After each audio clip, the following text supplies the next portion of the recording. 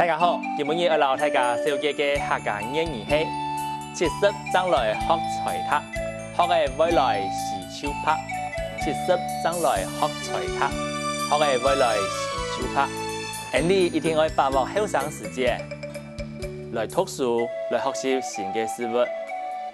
唔好講搶地好教，當你嚟搖搖呀呀，等到老嘅啊，將來想去讀書，將來想去做其他嘅事情，這樣是體力唔好，記憶力也唔好，就停慢了。一下你再嚟念一道：70將來學才讀，學嘅未來是手拍。70將來學才讀，學嘅未來是手拍。希望大家嘅收看，按住先，將來了。